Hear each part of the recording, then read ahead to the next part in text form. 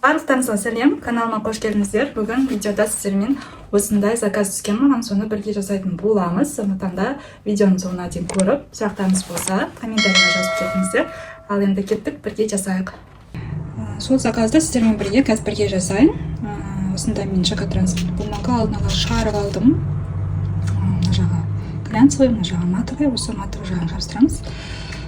Осындай миндаль қосам, бірақ миндальді қазір көтіп қосамын. Формамды жуып, кептіріп, тазалап алдым. Ақ шоколадын темперированный уже дайын тұр. Қажетті температурада. Кондитерский мешокқа құйып алсам да болады, былай да жасай беруге болады. Ана осылай ыңғайлы. Ол үшін кондитерский мешок бұған қояйын. Жалпы мен алдағы уақытта осылай түскен заказдарымды жасап жатқан процесін осылай видеоға түсіріп отырайын деген шешімге келдім. Яғни менің уже аудиториям бар, осы YouTube каналымда.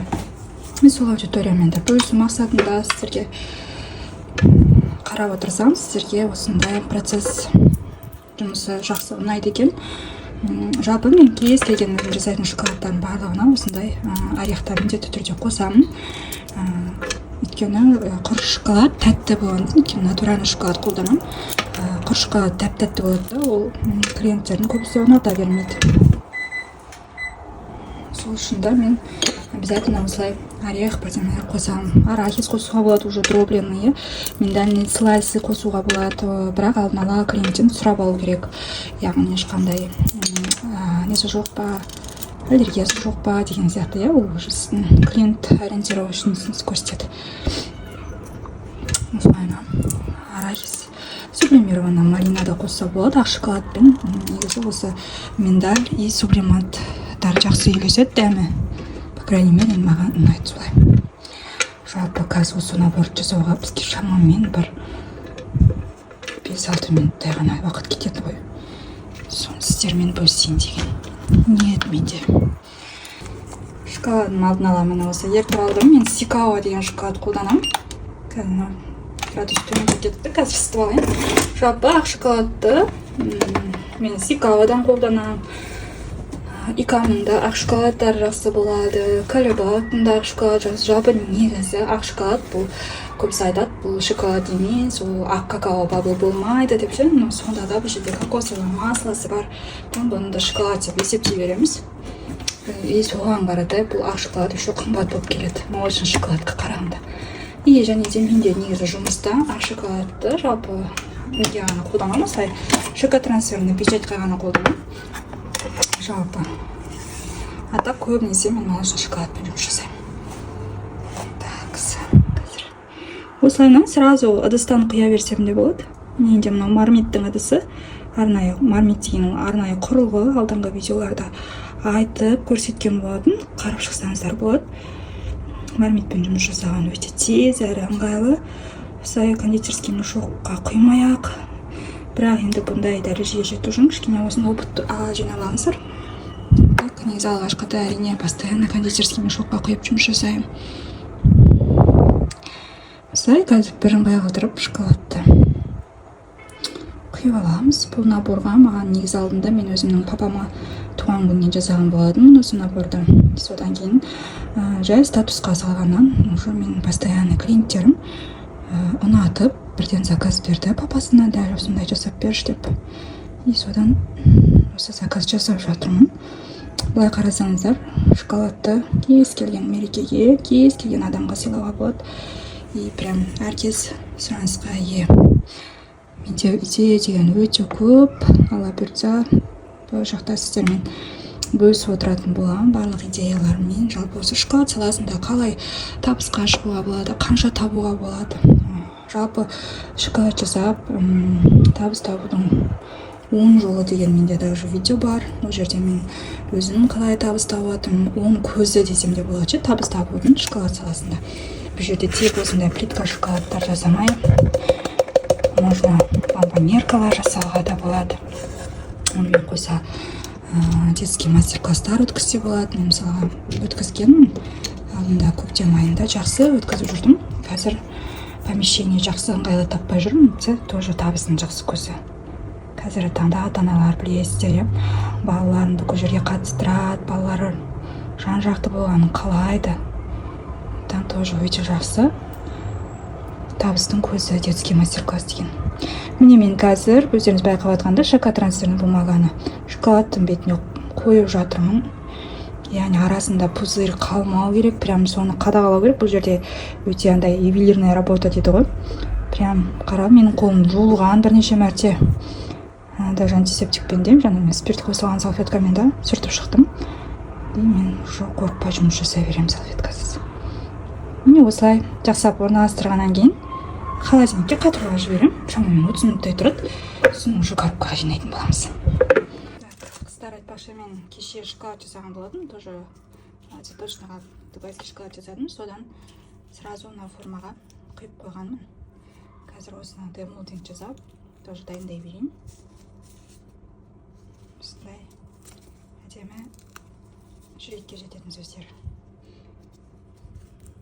Бұл молочный шоколад, кешью орех қостым.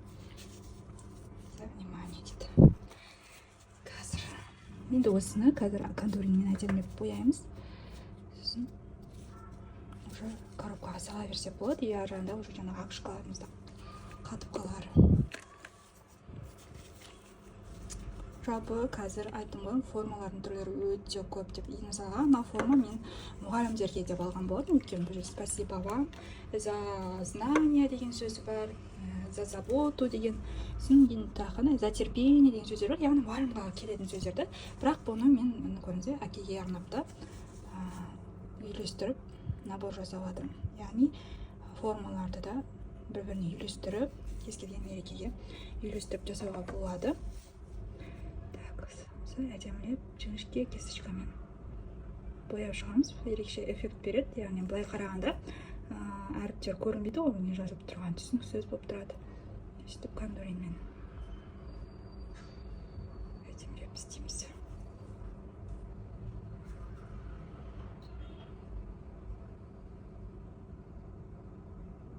Қазір бұған көп уақыт жасай кетіп қалмасын, видеоға мен айналдырып жіберейін. Так, міне қыздар бояп болдым. Да, уже коробкаға сала берсем болады, жақсылап. Анадай капсулаларға салам. Сол жерде көріңіздер ме, капсулалардың өздері осындай әдемілері бар, квадратный. Қазір бұрын төрт-бүршілер ғана болатын. Сондай квадратный ағы да бар, қоңыры да бар, розовый да бар. Вообще қазір істеймін деген адамға барлығы бар. Просто соны қолданып, әдемілеп үйлестіріп жасау керек. Прям қараңыздар, қандай әдемі, болды прям күшті. Өзім әлі бір жұмысына ғашық болмын ғой мен. Қазір осыны коробкаға салайық. Прям когда осы конфеттерді қолмен ұстаймын ғой, сол кезде мен обязательно перчатка киемін. Ол уже клиенттің аузына кетеді, да, уже как бы ерейді еще шоколад. Сондықтан міндетті түрде мен уже демолдинг жасағанда да обязательно перчатка киемін.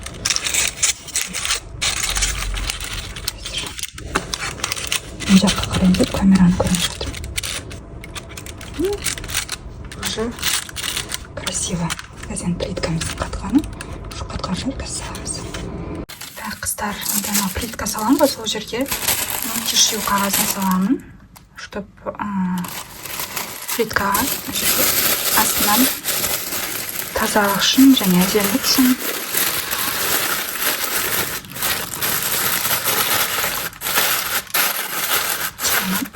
шешуді аямай салса әдемі болып тұрады.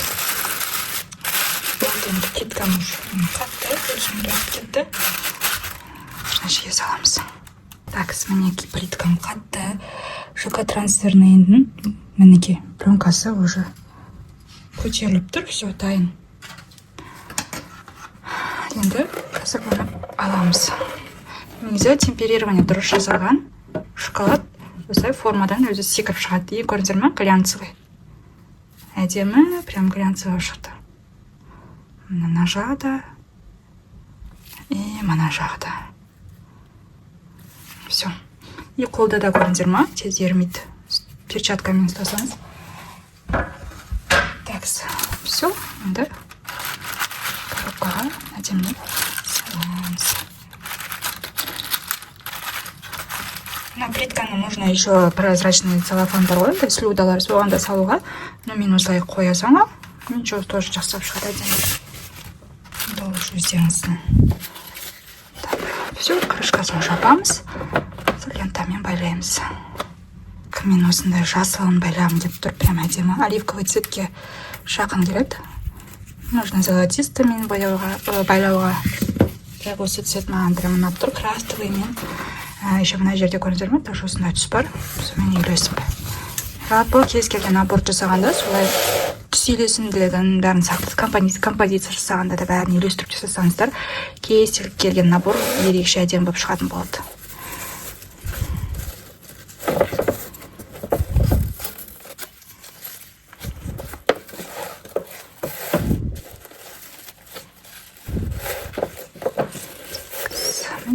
Дайын болды.